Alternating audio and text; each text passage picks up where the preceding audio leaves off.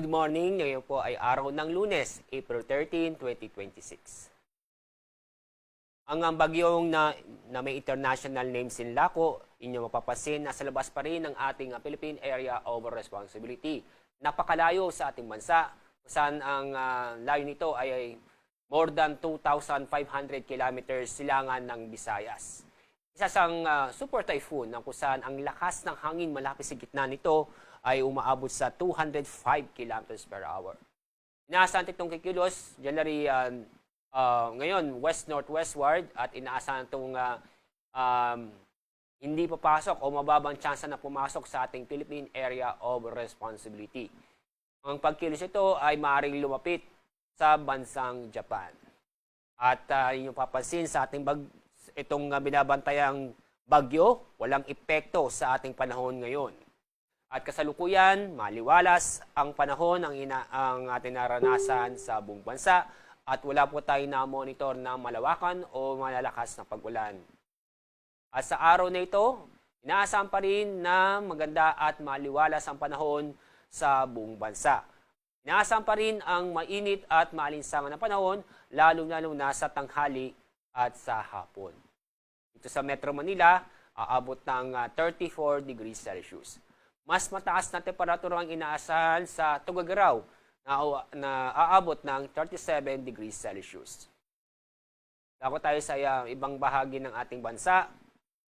Aabot ng 33 degrees Celsius sa Calayan Island, Puerto Princesa, ganun din sa Tacloban at sa Davao City.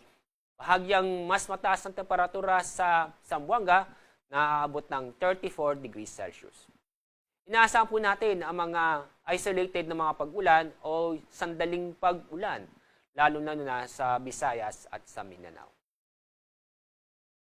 Kahapon, ang pinamataas na heat index ay 42 degrees Celsius, doon po yan sa Cotabato City, Maguindanao. Sa Metro Manila, umabot ng 36 hanggang 38 degrees Celsius.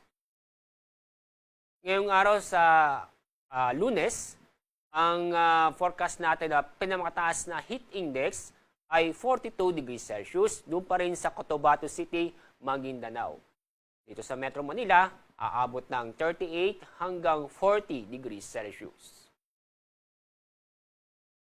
Sa ating lagay ng ating karagatan, patuloy pa rin tayo makakaranas ng banayad hanggang sa katamtaman ng alon ng ating karagatan sa buong bansa. Kaya safe na pumalaot ang ating mga kababayan, pero huwag kalimutang mag-ingat dahil sa mga nabubuong thunderstorm ang kadalasan sa hapon o sa gabi. Ang araw sa sikat sa ganap na 5:44 ng umaga, samantalang ang araw lulubog sa ganap na 6:10 ng hapon.